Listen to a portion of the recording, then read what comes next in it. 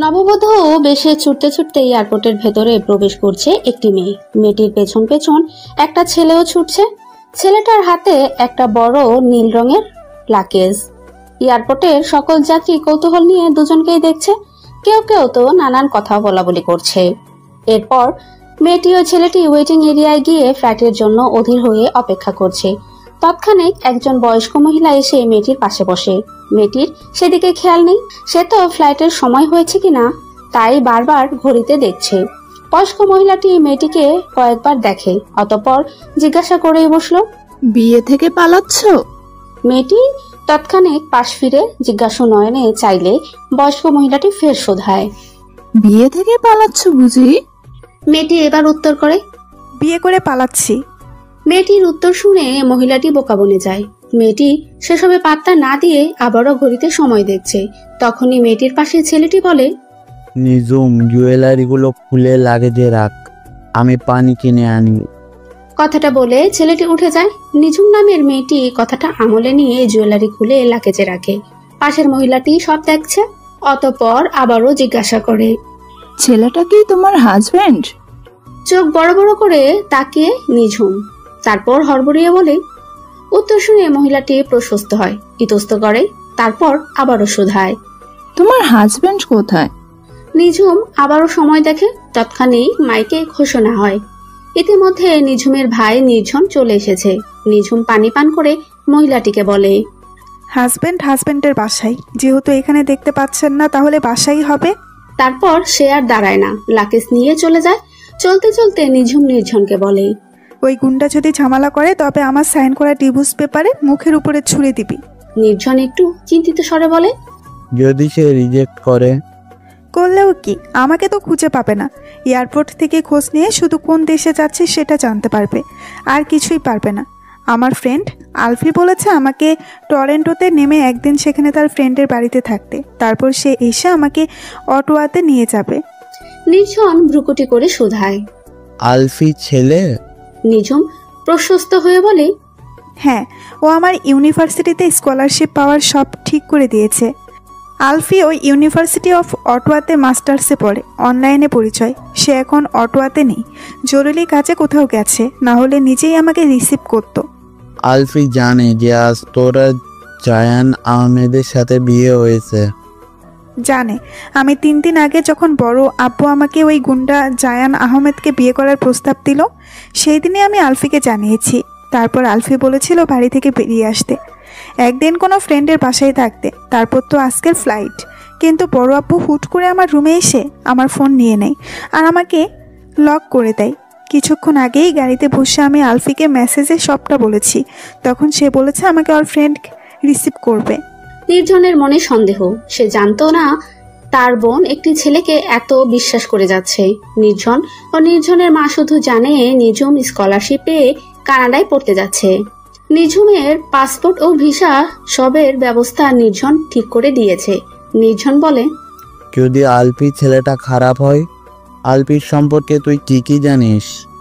নিঝুম নির্ঝনকে আশ্বাস দিয়ে বলল, না ভাইয়া, আলফি খুব ভালো। ওর মা কানাডিয়ান, বাবা বাংলাদেশি কানাডিয়ান সিটিজেন। দেখে মনেই হয় না যে ওর বাবা বাংলাদেশি। দাঁড়াও, তোমাকে ছবি দেখাচ্ছি। নিঝুম ছবি দেখাবে, তখনই আরেকবার মাইকে ঘোষণা হলো। নির্ঝন উঠে বলল, ছবি দেখাতে হবে না, জলদি যা, বেস্ট অফ লাক, নিজের স্বপ্ন পূরণ কর। বলেই নির্ঝন নিঝুমের মাথায় আদরে স্পর্শ দেয়। নিঝুম একরাশ স্বপ্ন চোখে নিয়ে স্বপ্নের দেশে পা বাড়ায়। এদিকে চৌধুরী বাড়িতে বিশাল ঝড় চলছে। জোনায়ের আহমেদ রাগের তাপে সব। নিঝুমের বড় আব্বু নয়ন চৌধুরী থম মেরে বসে আছে। তার এত বড় বিজনেস বুঝি এবার ডুবলো। জায়ান আহমেদ যদি শেয়ার উইথড্র করে ও তার লোনের পরিশোধ করতে সাহায্য না করে তবে সে পথে বসবে, ব্যাংক র্যাপো হয়ে যেতে পারে। জোনায়ের আহমেদ বলে, মিস্টার চৌধুরী, আপনার ভাতিজিকে আপনার স্ত্রী ও ছেলে মিলে পালাতে সাহায্য করলো, কিন্তু আপনি তা আটকাতে পারলেন না। নয়ন চৌধুরী ক্ষিপ্ত দৃষ্টিতে স্ত্রী আয়শা চৌধুরীর দিকে তাকালেন, অতঃপর দৃষ্টি ঘুরিয়ে জোনায়েরকে আমতা আমতা করে বললেন, দেখো জায়ান, বিয়ে তো হয়ে গেছে। বিয়ে হওয়ার আগ পর্যন্ত আমি নিঝুমকে কড়া পাহারায় রেখেছিলাম। তারপরও আমি ভাবিও নি যে ও বিয়ের পরেও পালাবে। আমি আমার যথাসাধ্য চেষ্টা করেছি, কিন্তু ও আসলে নয়ন চৌধুরীর মুখের কথা কেড়ে নিয়ে আয়শা চৌধুরী বলে উঠলেন, তোমার মতো গুন্ডা মাফিয়াকে আমার মেয়ে স্বামী হিসেবে মানতে পারবে না। ওর মর্জির বিরুদ্ধে গিয়ে ওকে জোর করে বিয়ে দেওয়া হচ্ছে। আমিও নির্ঝরও এতে রাজি ছিলাম না। নয়ন চৌধুরী ইশারায় আয়শা চৌধুরীকে শাসাচ্ছেন। আয়শা চৌধুরীর কথার পরিপ্রেক্ষিতে জায়ান আহমেদ বললেন, জোর করেছে আপনার স্বামী। আমি শুধু আপনার স্বামীর কাছে অপশন রেখেছিলাম, সে এই অপশনটা চুজ করেছে। শত হোক নিজের মেয়ে তো না। আয়শা চৌধুরীর চোখের কার্নিশে অশ্রু জমে উঠল। সে 3 বছর বয়স থেকে ছোট্ট নিঝুমকে বুকে আগলে বড় করেছে। নিঝুমের বাবা মা রোড অ্যাক্সিডেন্টে মারা যায়। নিঝুম এসএসসি দিয়েছে, 1 বছর হলো। একটা প্রাইভেট ভার্সিটিতে প্রথম সেমিস্টার শেষ করেছে, কিন্তু প্রথম থেকে তার ফরেন কান্ট্রিতে পড়াশোনা করার ইচ্ছা, জন্যই স্কলারশিপের অ্যাপ্লাই করেছিল।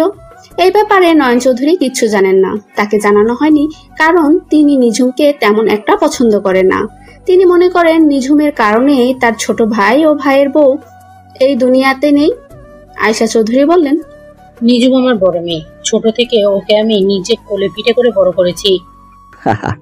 আপনাদের এসব ইমোশনাল ড্রামা বাদ দিন। নিজুম কোথায় গেছে তা বলুন। আমার প্রাণ থাকতে আমি বলবো না। আমার মেয়ে ডিভোর্স পেপারে সাইন করে গেছে। ওকে মুক্তি করে আপনি আদার্স অপশন বেছে নিন। তার জন্য যদি আমাদেরকে পথে বসতে হয় তো হোক। আয়শা চৌধুরী আবেগপ্রবল কথায় নয়ন চৌধুরী হুঙ্কার ছাড়লেন, এই একটা মেয়ের জন্য আমার ভাইয়ের বউ সবাই নিজের প্রাণ উৎসর্গ করলো। এখন তুমি বলছো এই মেয়ের জন্য আমি আমার সর্বস্ব খোয়াবো? কখনো না।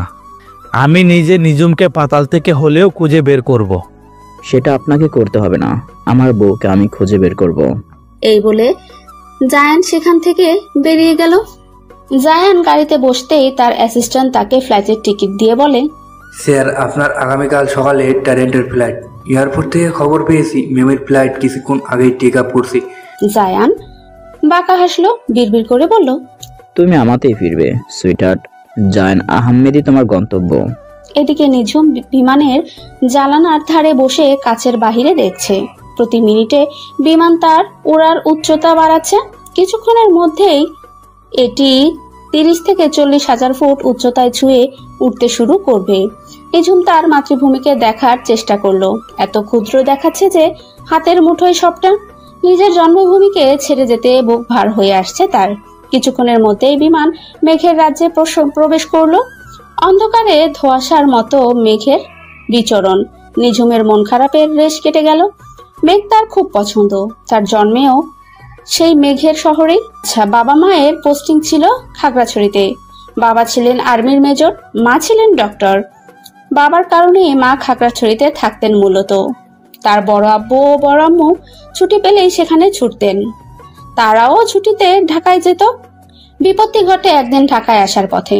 প্রাইভেট কার কুমিল্লার একটা হোটেলে থামিয়েছে।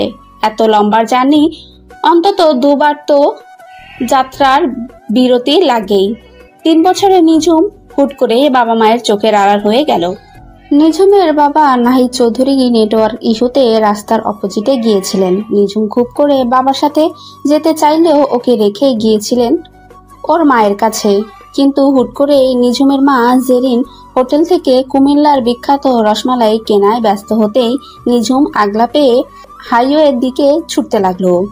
মিসেস জেরিন খেয়াল হতেই তিনি দেখলেন মেয়ে তার হাইওয়ের দিকে ছুটছে। ছোট ছোট পায়ে বেশ খানিক দূরেই অতিক্রম করে ফেলেছেন। মিসেস জেরিন মেয়ের নাম ধরে চিৎকার করতে করতে মেয়ের পিছনে ছুটছেন। সময়টা এমন যে তীব্র রোদের অন্যান্য বাসের যাত্রীরা হোটেলের ভেতরেই খাবার খাচ্ছেন বা হোটেলের কর্নারে ধূমপানে ব্যস্ত। মিসেস জেরিন তীব্র চিৎকার, তারপরেও কিছু মানুষ ছুটে এসেছিলেন। স্ত্রীর চিৎকারের শব্দ মিস্টার নাহিদের কানে পৌঁছায়। তিনিও রাস্তার অপোজিট থেকে ছুটে আসেন। ছোট্ট নিঝুম মাঝ রাস্তায় গিয়ে ভয়ে পেয়ে গেছে। সাই সাই করে গাড়ি চলমান। 2 দিক থেকেই বাবা মাকে এভাবে ছুটে আসতে দেখে আরো আটকে সে। অতঃপর ঘটে সেই ভয়ঙ্কর ঘটনা। নিঝুমকে মিসেস জেরিন ছিটকে ফেললেও মাথায় ফেটে রক্তাক্ত হয়। মিস্টার নাহিদও চট্টগ্রামের মুখী বাসের সাথে ভয়ঙ্কর অ্যাক্সিডেন্ট করে। ঘটনাস্থলে মিসেস জেরিন শেষ নিঃশ্বাস ত্যাগ করেন। মিস্টার নাহিদ হসপিটালে কিছুদিন চিকিৎসাধীন অবস্থায় মারা যান। নিঝুমের এই স্মৃতি আবছা মনে পড়ে। রাতে ঘুমালে প্রায় তার এসব স্বপ্ন হিসাবে আসে। মেঘেদের বিচরণ দেখতে দেখতে নিঝুম তার এ যাবৎকাল চিন্তা করছে। নিঝুম মিসেস আয়শার মুখে তার বাবা মায়ের মৃত্যুর ঘটনা সে শুনেছে। মিস্টার নয়ন সে ঘটনার প্রত্যক্ষদর্শীদের থেকে জেনেছেন।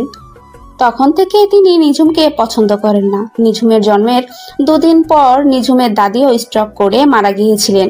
সব মিলিয়ে তিনি নিঝুমকে অশুভ মনে করেন, কিন্তু এতটা অপছন্দ করেন যে একটা গুন্ডার সাথে জোর করে বিয়ে দিতে তাও সে ভাবতে পারেনি।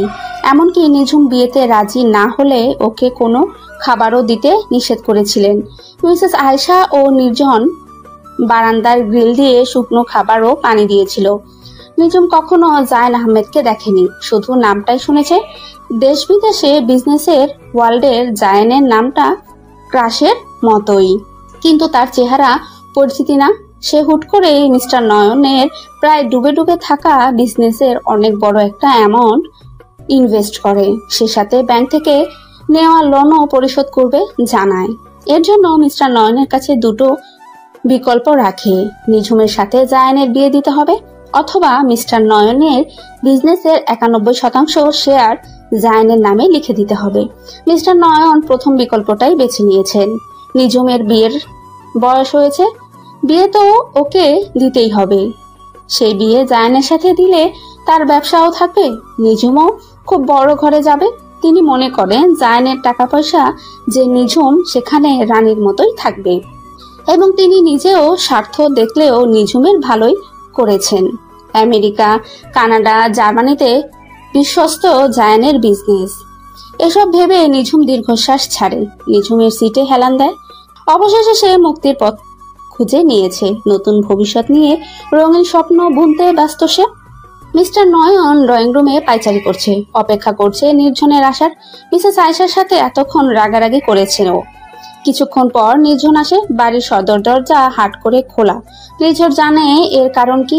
সে ডোন্ট কেয়ার ভাব নিয়ে ভেতরে প্রবেশ করে। নির্জনকে দেখে মিস্টার নয়ন রাগে বর্ষণ হলো। সপাটে চর বসালেন নির্জনের গালে। তারপরও নির্জন মুচকি হাসলো। রাগে কাঁপতে কাঁপতে মিস্টার নয়ন বললেন, কোথায় নিঝুম? কোথায় রেখে এসেছো তাকে? কেন, ও তো তোমার বিজনেস ডিল কনফার্ম করেই গেছে, তাহলে ওর কি দরকার? নির্জন শান্ত গলায় বললেও মিস্টার নয়ন মোটেও শান্ত হতে পারছেন না। তিনি ফসতে ফসতে বললেন, জায়ান যে পেপারে সাইন করেছিল সেটা জায়ানের কাছেই। ও চাইলে সেটাকে পুড়িয়ে ফেলতে পারে। আমার পুরো বিজনেস ডিপেন্ডেবল ওই একটা কাগজের উপরে। তবে দিয়ে দাও জায়ানকে 51% শেয়ার, বাকি 49%-এ আমরা চলতে পারবো। তাছাড়া আমার জব আছে, ব্যাংকের লোন বিজনেসের লাভ থেকে আস্তে আস্তে চুকানো যাবে। ভাই বকো না, লোনের পরিমাণ সুদে আসলে আরো বাড়বে, তখন এই বাড়িটাও যাবে। পথে বসবো সবাই মিলে। নিঝুমের তো 7 কপাল যে এত অলক্ষণী নিয়ে জন্মেও এত বড় বিজনেসম্যানের সাথে বিয়ে হয়েছে। সেটারও কদর করলো না, রানীর হালে থাকবে। এবার মিসেস আয়েশা ছ্যাত করে উঠলেন। জায়ান আহমেদের নামে এত কথা ছড়িয়েছে, একটা গুন্ডা লম্পটের সাথে টাকা পয়সা দিয়ে সে কিসে রানী হবে? জায়ানের নামে তারই এক সময়কার family business partner rape allegation এনেছিল। সে সবকিছু টাকা দিয়ে ধামাচাপা দিয়েছে। ওসব মিথ্যা এলিগেশন। বিজনেসে শত্রু হয়ে গেলে এসব অনেক রিউমার ছড়াই। তুমি আর ওই গুন্ডা লম্পটের তরফদারি করবে না। যা রটে তার কিছুটা তো বটেই। আমার মেয়ে ওই ছেলের সাথে সংসার করবে না। মিস্টার নয়ন তাচ্ছিল্য হাসলেন আর বললেন, জায়ান ওকে খুঁজে বের করবে, হয়তো ইতিমধ্যে খুঁজে পেয়েও গেছে। হোর পাওয়ার জানো না। দীর্ঘ জার্নি শেষে টর্নেটো এয়ারপোর্টে নামলো নিঝুম। ভোরের স্নিগ্ধতায় সজীব পরিবেশ। লাগেজ পেতে নিঝুমের অপেক্ষা করতে হবে। এখন অক্টোবর মাস। কানাডায় শরৎকাল। এই সময় সেখানে শীতের আবহাওয়া ও মাঝে মাঝে অল্প স্বল্প বৃষ্টিও হয়। নিঝুমের শরীর কাঁপন ধরলো। বেনারসি শাড়ির আঁচলটা আরেকটু জড়িয়ে নিল। তাড়াতাড়ি ওয়েটিং এরিয়ায় চলে গেল। লাগেজ পেতে নিঝুমকে বেশ অপেক্ষা করতে হয়নি। লাগেজ নিয়ে এবার সে কাউকে খুঁজছে। তখনই একটা মেয়েকে চোখে পড়লো। মেয়েটির হাতে একটা বোর্ড, তাতে লেখা ঝুম। নিঝুমের মনে পড়লো আলিফ তাকে ঝুম বলেই ডাকে। এগিয়ে গেল মেয়েটির দিকে, গিয়ে জিজ্ঞেস করলো, are you Tina? Nijhum, right. Yeah. মেয়েটি নিঝুমকে জড়িয়ে ধরে বলল, nice to meet you honey, let's go. তারপর মেয়েটির সাথে নিঝুম গাড়িতে উঠে বসলো। ভিন দেশে প্রথম দিন তার। কমলা ও হলুদ রঙের পাতার মেলফ ট্রি ও অন্যান্য রঙের পাতার গাছ রাস্তার ধারে সারি সারি দৃশ্যমান। কানাডাতে মেলফ পাতার দেশ বলা হয়। পাতার রং কমলা, হলুদ ও লাল বর্ণের হওয়ার কারণে পাতায় ক্যালফিয়ামের পরিমাণ হ্রাস পায়। নিঝুম গাড়ির কাচ নামিয়ে হালকা করে মাথা বের করে সৌন্দর্য উপভোগ করতে লাগলো। শীতল বাতাস বারবার তার কাটায় কাটায় দিয়ে উঠছে, তাই তো সে শাড়ির আঁচল জড়িয়ে নিচ্ছে। সামনে বসা টিনা জানতে চাইল, তুমি কি খাবে? হঠাৎ বাংলা কথা শুনে নিঝুম চমকে উঠল। নিঝুম পাল্টা প্রশ্ন ছুড়ল, তুমি বাংলা বলতে পারো? ইয়া, আমার মা Bengali. I mean my mom and Alfie's dad are siblings. My grandparents are Bangladeshi and have US citizenship. Then my mom and uncle married their Canadian partners. নিঝুম অবাক হয়ে শুনল। সে জানতো না আলফি যাকে ফ্রেন্ড বলেছে সে আসলে আলফির কাজিন। নিঝুম বলল, তুমি কখনো বাংলাদেশে গিয়েছো? Not yet, but I want to go there. নিঝুম আর কিচ্ছু বলল না, চুপচাপ জানালা দিয়ে ছুটে চলা পথে দেখছে। কিছুক্ষণ পর ওরা একটা বাড়ির সামনে এসে থামলো। নিঝুম দেখলো বাড়িটা বেশ সুন্দর, দোচালা কাঠের ছাদের বাংলো বাড়ি। সামনে খুব সুন্দর শৌখিন বাগান। টিনা গাড়ি থেকে নেমে নিঝুমকে নামতে বলল। নিঝুম গাড়ি থেকে নামলো। ড্রাইভার নিঝুমের লাগেজটা বের করে দিল। ওরা বাড়ির গেট দিয়ে গার্ডেনে প্রবেশ করতেই বাড়ির ভেতর থেকে দুজন পুরুষ মহিলা বেরিয়ে এলেন। টিনা বলল, নিঝুম, আমার মম ড্যাড। নিঝুম হালকা হেসে সালাম দিল। বিনিময়ে ওনারাও সালামের উত্তর নিল। তারপর মহিলাটি এগিয়ে এসে হাসি মুখে নিঝুমের হাত ধরে বলল, মাশাআল্লাহ, তুমি তো দেখতে খুব মিষ্টি। নিঝুম লাজুক হাসলো। মহিলাটি ফের বলল, আমাদের আরফির পছন্দ সব সময় সুন্দর, যেমনটা তুমি। নিঝুম লজ্জায় দৃষ্টি নিচু করতেই নিজের গায়ের পোশাক দেখে মনে পড়ল ওনারা ওকে এই বেশে দেখেও কিছু মনে করছে না। আলফি কি ওনাদের বলেনি যে ও বিয়ে করে পালিয়েছে? নিজের মনের কেমন সে প্রশস্ত হয়ে গেল। তখন পুরুষটি না মানে টিনার বাবা বললেন, You must be tired, dear. Come inside and go for a rest. তারপর ওরা নিঝুমকে নিয়ে বাড়ির ভেতরে প্রবেশ করলো। টিনার মা মিসেস মুনতাহানিনা একটা রুম খুলে দিলেন। তারপর নিঝুমকে ফ্রেশ হতে বলে চলে গেলেন। নিঝুম রুমটার চারপাশে চোখ বুলিয়ে দেখলো। রুমটা ছোট, রুচিসম্মত, ছিমছাম একটা গেস্ট রুম। তার পছন্দ হয়েছে খুব, কিন্তু সে তো আগামীকাল সকালে এখান থেকে চলে যাবে। নিঝুম এরপর তার লাগেজটা খুলল। দীর্ঘক্ষণ বেনারসি পরে থাকায় তার অস্বস্তি হচ্ছে প্রচুর, তাই সময় নিয়ে হট শাওয়ার নিল। এরই মধ্যে রুমের দরজায় নকশে শুনছে, হয়তো ব্রেকফাস্টের জন্য ডাকতে এসেছিল। ফ্রেশ হয়ে রুম থেকে বেরিয়ে দেখলো ওরা তিনজন আগে থেকেই ব্রেকফাস্ট টেবিলে বসা। টিনা ও টিনার বাবা অলরেডি নাস্তা শুরু করে দিয়েছে, তবে টিনার মা অপেক্ষা করছে। মিসেস মুনতাহানিনা নিঝুমকে দেখে হাস্যোজ্জ্বল মুখে তার সাথে এসে বসতে বললেন। তারপর নিঝুমের প্লেটে 2 পিস এগ স্যান্ডউইচ ও ফ্রুট তুলে দিলেন। নিঝুমও ধন্যবাদ জানিয়ে খেতে শুরু করলেন। টিনা বললেন, সরি, অ্যাকচুয়ালি আমি ওর ড্যাড অফিসে যাব, তাই তোমার জন্য অপেক্ষা করতে পারলাম না। Don't mind. ইটস ওকে, আমি সাবান নিতে একটু লেট করে ফেলেছি। নিঝুম খেতে খেতে খেয়াল করেনি টিনা ও মিসেস মুনতাহারা তার সাথে টুকটাক বাংলা বললেও নিজেদের মধ্যে ইংরেজিতে কথা বলছে এবং খুব দ্রুত। নিঝুম IELTS 6.5 পেয়েছে।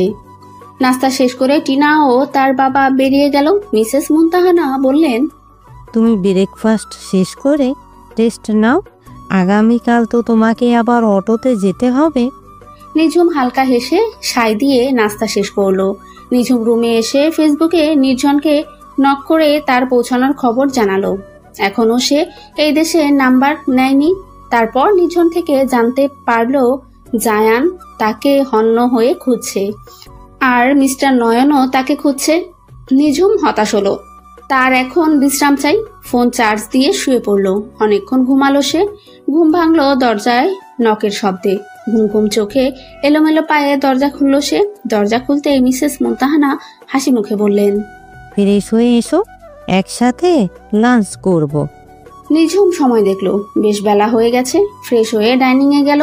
মিসেস মুনতাহানা খাবার বাড়তে বাড়তে বললেন, আলফি বলেছে তুমি নাকি বিয়ে করে পালিয়ে এসেছো। চমকে তাকালো নিঝুম। তাহলে ওনারা জানেন? নিঝুম ইতস্ত করে হ্যাঁ বোধক মাথা নাড়ল।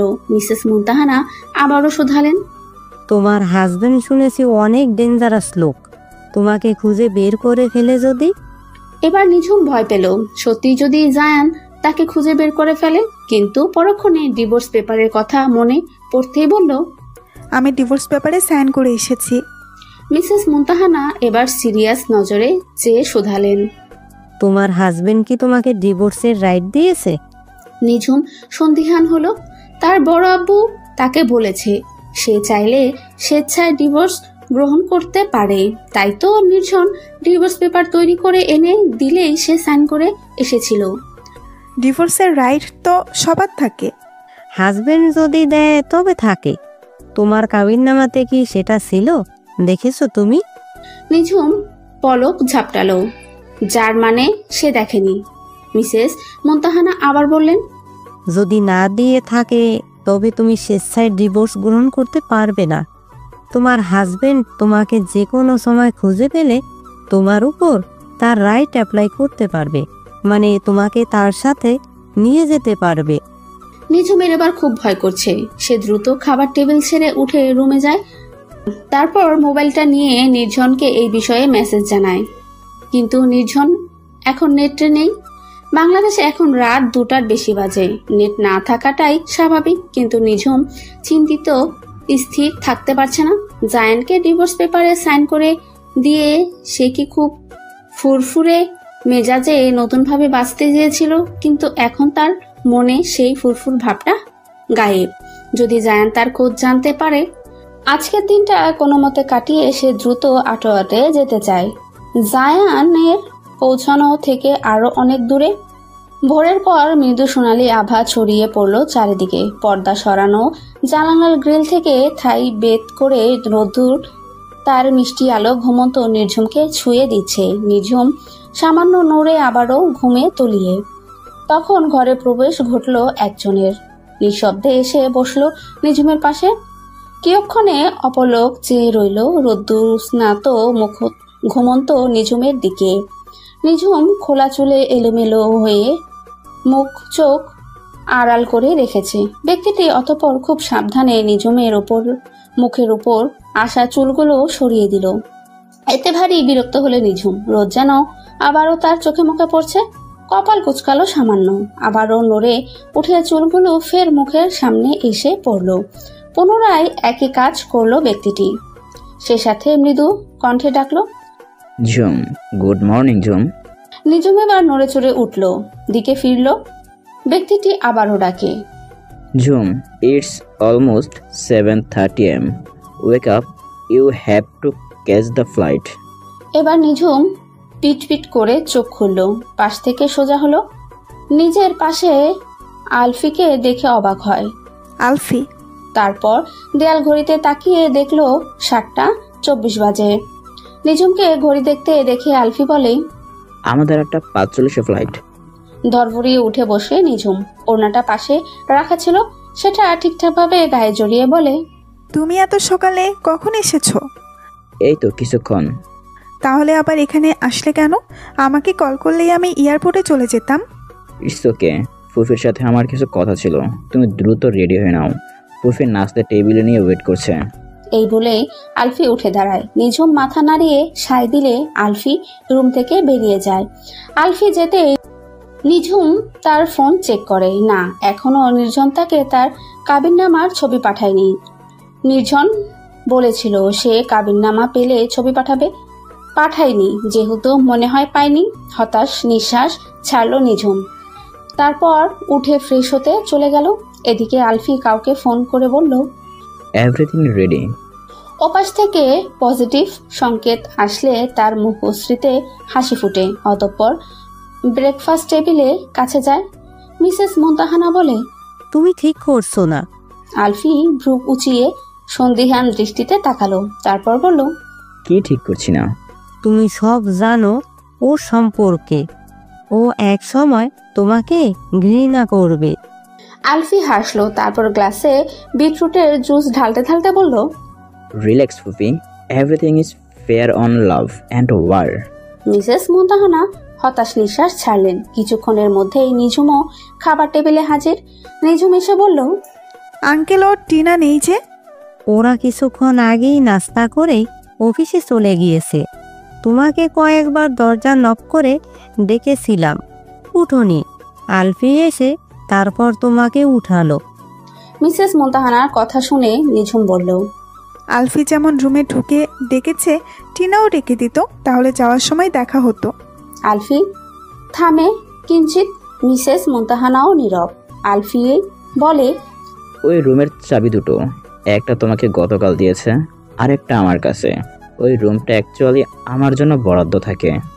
ও আচ্ছা, সমস্যা নেই। টিনাও আঙ্কেলের সাথে আরেকদিন দেখা করব। তারপর নিঝুম খাওয়া শুরু করলো। আলফিও খেতে শুরু করলো। আটাওয়া পৌঁছে ওরা আলফির বাড়িতে যাচ্ছে। আটাওয়া কানাডার রাজধানী। জনসংখ্যার দিক দিয়ে এটি কানাডার চতুর্থ বৃহত্তম শহর। নিঝুম গাড়ির কাজ নামিয়ে বাহিরে দেখছে। আলফি বলে, তোমার সব ডকুমেন্টসগুলো দাও, আমি ইউনিভার্সিটিতে দিয়ে যাব। নিঝুম না ঘুরেই বলে, আচ্ছা। আলফি আবার শোধায়, আর ইউ আপসেট? নিঝুম এবার ঘুরে, তারপর বলে, no, I am fine. But you are not looking fine. Nijhum হতাশ নিঃশ্বাস ছাড়লো। অতঃপর বলল, নির্ঝর ভাইয়া কাল রাতের পর আর মেসেজের রেসপন্স করছে না, মেসেজ সিনও করছে না। আমার খুব ভয় হচ্ছে ওই গুন্ডা আবার আমার ফ্যামিলির কোনো ক্ষতি করে দেয়নি তো। আলফি হাসলো, ফের বলল, রিল্যাক্স, এত ভয় পাওয়ার কি আছে? জায়ান আহমেদ এতটাও খারাপ না যতটা তুমি বলছো। নিঝুম বিরক্ত হয়, বলে, প্লিজ আলফি, ওই লোকের হয়ে তরফদারি আমার সামনে করবে না। আমি ওই লোকের থেকে কিভাবে বেঁচে থাকবো সেই চিন্তা করছি, আর তুমি এসব বলছো। এদিকে কাবিননামাতে কি ছিল না ছিল তাও আমি দেখিনি। টেনশনে ভালো লাগছে না। আলফি ফের হাসলো। গাড়ির সামনে থেকে পানির বোতল নিয়ে নিঝুমকে দিয়ে বলল, you didn't see him, right? No, and I don't want to see him. Okay, relax, have some water and take deep breath. Nijhum পানির বোতলটা নিয়ে পানি পান করলো।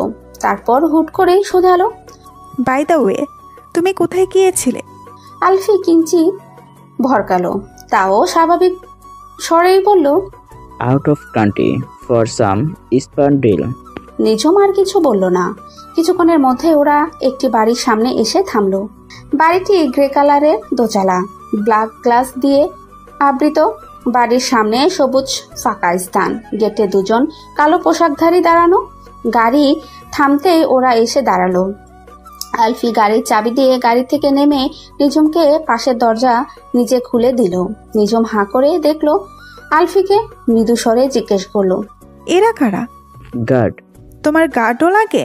আলফি হাসলো, তেমন কিছু না, দুজনই বাড়ি পাহারা দিতে। ও, তোমার বাবা মা কোথায়? ওনারা জানেন না যে আমি আসবো? ওরা নিউ ইয়র্কে।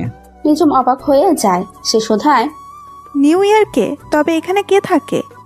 আলফি নিজেকে ইশারা করে দেখালো। নিঝুম চোখ কপালে তুলে বলল, একা? একাই তো থাকবো, বউ আসার পর বউ সহ থাকবো। নিঝুম মাথায় হাত দিয়ে বলল, তোমার ফ্যামিলি থেকে এত দূরে থাকো সেটা বুঝিয়েছি। বেশি দূরে না। আলফি জবাবে নিঝুম অবাক। সে বলল, বেশি দূরে না? তোমরা ভিন্ন দুটি দেশে থাকো। রিল্যাক্স ঝুম, নিউ ইয়র্ক অনেক বড়, তুমি সেসব বাদ দিয়ে ভেতরে চলো। আলফি গেট পেরিয়ে ভেতরে ঢুকলেই নিঝুম ঠায় দাঁড়িয়ে রয়। আলফি ঘুরে তাকিয়ে শোধায়, হোয়াট হ্যাপেন্ড? দাঁড়িয়ে রইলে কেন? নিঝুম কিঞ্চিত আমতা আমতা করে বলল, আমি আসলে I think it's not right. আমরা দুজন এক বাড়িতে এইভাবে। কথা শেষ করলো আলফি, আবারও হাসলো। এগিয়ে এলো নিঝুমের হাত ধরে বলল, রাইট না হলে তুমি এখানে আসতে না। আর এত বড় বাড়িতে নিশ্চয়ই একটা রুম না, সো প্লিজ কাম ইনসাইড। তারপর আলফি নিঝুমকে জবাবে তোয়াক্কা না করে ওকে নিয়ে বাড়ির ভেতরে প্রবেশ করলো। গার্ডরা লাকেশ নিয়ে আগে ভেতরে চলে গিয়েছে। নিঝুমের মনে এখন কেমন ইতস্ততা কাজ করছে। আলফি একদিন তাকে তার মায়ের সাথে ফোনে কথা বলিয়েছিল, তাই নিঝুম ভেবেছিল ওনারা এখানেই থাকে। বাড়ির ভেতরে প্রবেশ করে আলফি নিঝুমকে বলল, এখানে অনেকগুলো রুম আছে, আপার ফ্লোরেও আছে। তুমি কোন রুমে থাকতে চাও? তোমার রুম কোনটা? আপার ফ্লোরে। তাহলে আমি নিচে ফ্লোরে একটা রুমে থাকি। আলফি ভ্রু কুচকে শোধায়, কেন? তুমি কি আমার সাথে এক ফ্লোরে থাকতে ভয় পাচ্ছ? নিঝুমের চেহারার পান সেটে বরণ ধারণ করলো।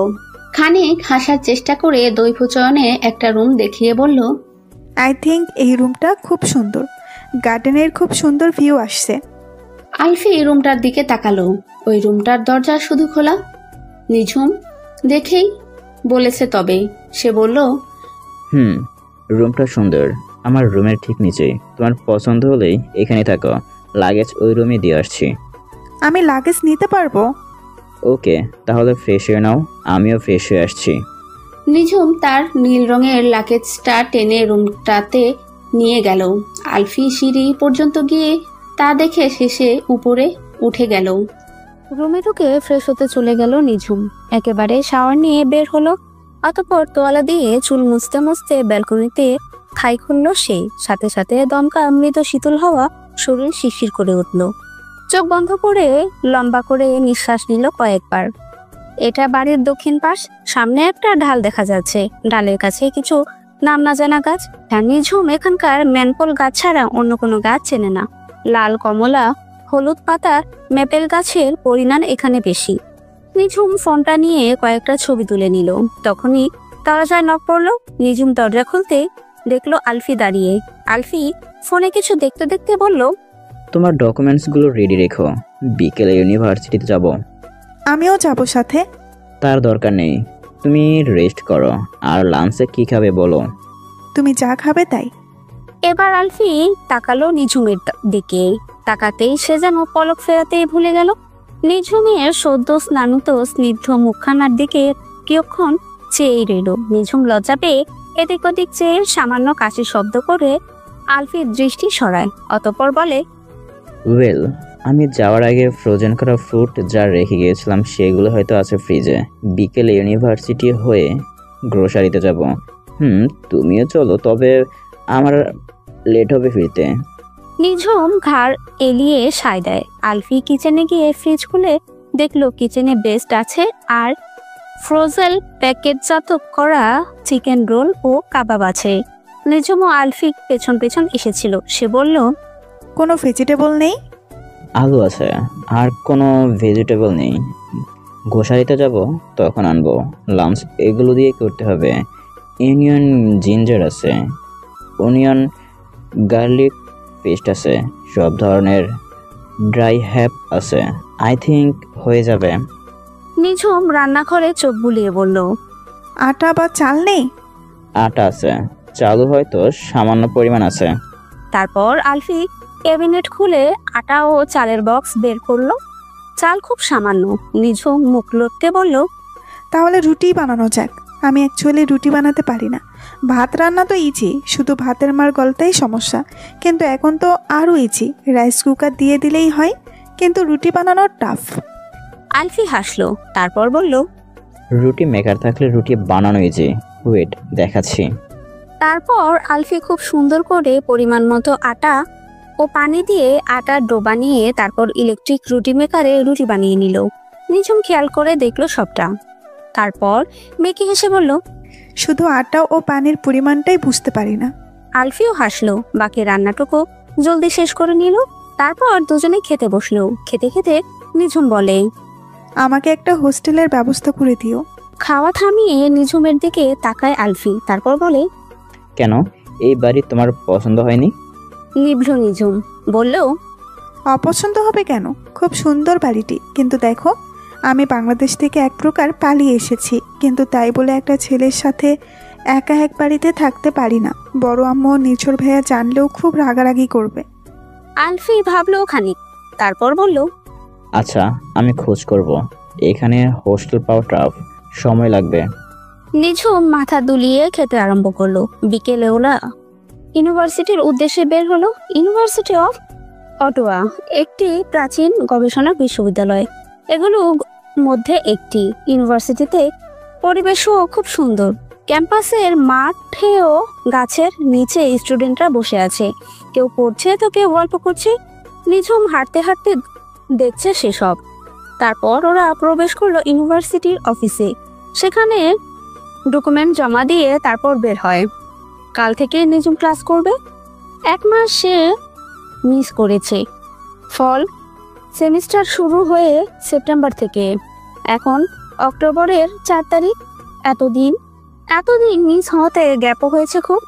যেহেতু নিঝুম বাংলাদেশেও বায়োকেমিস্ট্রি নিয়ে 1 সেমিস্টার করে এসেছিল, তাই সে আশা করেছে পড়াতে সিমিলারিটি পাবে। আলফি বলল, সব ধরনের চিন্তা বাদ দিয়ে পড়াতে মনোযোগ দাও।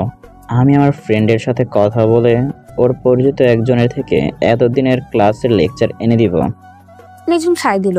ক্যাম্পাসে চোখ বুলিয়ে সে আশা করছে আগামীকাল থেকে সে নতুনভাবে ফ্রেন্ড বানাবে ও পড়াশোনা শুরু করবে। এরপর এরা গ্লোসারিতে যায়। সেখানে আলফি ঘুরে ঘুরে প্রয়োজনীয় সব কেনাকাটা করছে। নিঝুম কখনোই নিত্য প্রয়োজনীয় জিনিসপত্র রান্নার জন্য বাজার করতে যায়নি। এসব তার বড় আম্মু ও মাঝে মধ্যে নির্জন করেছে। কিছুক্ষণ পর ওরা বিল দিতে কাউন্টারে যায়। সেখানে দেখা যায় আলফির এক ফ্রেন্ডের সাথে, নাম অ্যালেক্স। সে আলফিকে দেখে উচ্ছ্বাসিত হয়ে হাত মেলায়। ওদের মধ্যে টুকটাক কথা হয়। নিঝুম এই সময়টা বাকিদের দেখছে, যারা বিল মিটিয়ে জিনিসপত্র নিয়ে যাচ্ছে। অ্যালেক্স নিঝুমকে খেয়াল করে। সে আলফিকে বলে, হু ইজ শি? আলফি নিঝুমকে দেখে বলে, নিঝুম। নিঝুম হ্যালো বললে অ্যালেক্স হাত বাড়িয়ে বলে, hello, nice to meet you, I am Alex. Nijhum হাত বাড়ানোর আগেই আলফি অ্যালেক্সের হাত ধরে। অ্যালেক্স কিছু একটা বুঝে সায় দেয়। আলফি, is she your girlfriend? She is so pretty. গার্লফ্রেন্ডের কথা শুনে নিঝুম লজ্জা পেয়ে যায়। আলফি তা দেখে মৃদু হাসে, তারপর বলে, actually no, she is friend, we are friend. আলফিকে থামিয়ে নিঝুমই বলে। উঠে অ্যালেক্স খুশি হয়ে বলে, then you are also friend. Nijhum সৌজন্য হাসে। আলফি নিঝুমকে কেনাকাটার করা জিনিসপত্রের কাছে যেতে বলে, বিল মেটায়। তারপর অ্যালেক্সকে বলে, listen Alex, don't try to take a chance with her. Alex একটু দুষ্টু হেসে শোধায়, Why? She is beautiful and pretty, and I like pretty girl. Ever you want to flirt with you, কেন? But not that girl. And as per I know, you have girlfriend. অ্যালেক্সের আলফির বাহুতে চাপড় মেরে বলে, Are you jealous, Alfie? And don't think about Anna. I am going to breaking up with her. But you are jealous, right? বাঁকা হাসে আলফি। তারপর বলে, No, I am not. Just warning you. You don't know her husband. Alex অবাক হয়। Is she married? Yeah, bye. See you soon. তারপর আলফি নিঝুমের কাছে চলে যায়। নিঝুম লক্ষ্য করলো অ্যালেক্স তার দিকে কেমন করে যেন চেয়ে আছে। নিঝুম সৌজন্য হাসে। আলফির সাথে সব থেকে বেরিয়ে যায়। গাড়িতে গিয়ে বসে ওরা। আলফি বলে, ইউনিভার্সিটিতে ফ্রেন্ড বানাতে হয়, কিন্তু তুমি যেহেতু এখানকার মানুষজন তেমন চেনো না, ফ্রেন্ড বানাতে চিন্তা ভাবনা করবে। ছেলেদের সাথে ফ্রেন্ডশিপ করলেও সেটা ভেবে চিন্তা করবে। নিঝুম বুঝল না আলফি হঠাৎ এ কথাগুলো কেন বলল। সে ঘাড় নাড়িয়ে সায় দিল। তারপর নিঝুমের ফোনের নোটিফিকেশন আসে। নির্জন ছবি পাঠিয়েছে। আলফিও নোটিফিকেশন শব্দতে তাকায়। তারপর বাঁকা হেসে গাড়ি স্টার্ট করে। নিঝুম ছবিটা দেখলো, তার কাবিননামারই ছবি। ভালো করে দেখে সে হতাশ হলো। নিঝুমও মেসেজে লিখেছে সেটা। জায়ান আহমেদ নিঝুমকে ডিভোর্সের অধিকার দেয়নি। অন্ধকারে ছেয়ে পড়ল নিঝুমের মুখশ্রী। আলফি আর চোখে লক্ষ্য করলো সেটা। সে শুধালো, হোয়াট হ্যাপেন্ড? গুড। গুন্ডা জায়ান আমাকে ডিভোর্স নেওয়ার অধিকার দেয়নি। আমিই বোকা, সাইন করার আগে চেক করিনি। আমার ভালো লাগছে না। আমি যেতে চাই না ওই লোকের কাছে। আমাকে খুঁজে পেলে কি করবে আমাকে? রেপিস্ট সে, ক্যারেক্টারলেস। পট করে গাড়ি ব্রেক করে আলফি নিঝুমের সামনের দিকে ঝুঁকে পড়ে। বরকে উঠে সে। আলফির দৃষ্টি সম্মুখে স্থির ও কঠোর। নিঝুম ভরকালো স্বরে বলে, কি হলো? গাড়ি এভাবে ব্রেক করলে কেন? তখনই গাড়ির গ্লাসে টোকা পড়লো। নিঝুম চকিত নিজের পাশের গ্লাস খুলল। এক বৃদ্ধা 5-6 বছরের বাচ্চাকে নিয়ে দাঁড়িয়ে আছে। সে আলফিকে ধন্যবাদ দিল ও বলল তার নাতিকে তারাই সাবধানতার কারণে রাস্তার মাঝে চলে এসেছিল। নিঝুমও আলফি বৃদ্ধা মহিলার সাথে সৌজন্য কথোপকথন শেষ করে আলফির গাড়ি স্টার্ট দিতে দিতে বলল, কারো সম্পর্কে লোকমুখে রিউমার শুনে জাজ না করে নিজে যাচাই করো। নিঝুম সন্দিহান হয়ে যায়। তারপর তার মুখে বিরক্তি ফুটে ওঠে। বলে, লোকে কি আর মিথ্যা বলে? আর একটা মেয়ে নিজের সম্মান নিয়ে মিথ্যা বলবেই বা কেন? আলফি আর জবাব দিল না। সে গাড়ি চালাতে মনোযোগ দিল। নিঝুম গাড়ির জ্বালানা দিয়ে সদ্য নামা সায়র দেখতে মগ্ন। একটু একটু করে আধার নেমে এলো ধরনীর বুকে। রাস্তার ধারে স্ট্রিট লাইটগুলো জ্বলে উঠছে। আস্তে আস্তে ওরা আলফির বাড়ির রাস্তা ধরলো। জায়গাটা কিছুটা নিরিবিলি। আলফির বাড়িটা ঘনবসতির থেকে একটু দূরে, প্রকৃতির কাছাকাছিতে। কিছুক্ষণের মধ্যে গাড়ি এসে থামলো। আলফি রিমোট দিয়ে বাড়ির গেট খুললো। তখন আর কোনো গার্ড নেই। বাড়ির ভেতরে ঢুকতেই আবার গেট অটোমেটিকলি বন্ধ হয়ে গেল। গাড়ি থেকে নামতে নামতে আলফি বলল, বারবিকিউ চলবে? চলবে। কোথায় করবে? আর বারবিকিউ করার জিনিসপত্র? সব আছে, তুমি ফ্রেশ হয়ে আসো। তোমার রুমের সাইডের ইয়ার্ডে আমি সব ব্যবস্থা করছি। নিঝুম খুশি মনে নিজের রুমে চলে গেল। ফ্রেশ হয়ে এসে দেখলো আলফি সব ব্যবস্থা করেছে। এখন বারবিকিউ করার চুলাতে কয়লা জ্বালিয়ে ঠিকঠাক করছে। দুটো কাঠ বসানো টুল রাখা। কয়লা জ্বালিয়ে আলফি এবার স্টেক পিস ও লবস্টারের বারবিকিউ করার জন্য মশলাপাতি আনলো। সব সুন্দর করে মেরিনেট করেছে। নিঝুম বসে দেখছিল। অক্টোবরের হালকা শীত হওয়ায় আলফির কপালে ছোট্ট চুলগুলো উঠছে। বাড়ির ভেতর থেকেও মৃদু আলো আসছে, সাথে কয়লা জ্বালানোর আলো। আকাশের কৃষ্ণপক্ষের চাঁদ এখনো গোলাকার। চাঁদের আলো ইয়ার্ডের অন্ধকার সয়ে গেছে। আলফির ফর্সা মুখে বিন্দু বিন্দু ঘাম। নিঝুম চাদর জড়িয়ে বিশল হয়ে আলফিকে দেখছে। হঠাৎ তার মনের মাঝে একটা ধাক্কা এলো। এটা অন্যায়। তুমি বিবাহিতা, স্বামী ব্যতীত অন্য পুরুষের দিকে এভাবে চেয়ে থাকা ভীষণ অন্যায়। পরন্তু তার আরেক মন বলছে, তুমি তো জায়ানকে স্বামী হিসাবে মানো না, তার থেকে মুক্তি চাও, ভালোবাসো না তাকে, তাহলে অন্যায় কিসের? সামনের ছেলেটাকেই তো তুমি মনে মনে চেয়ে এসেছিলে।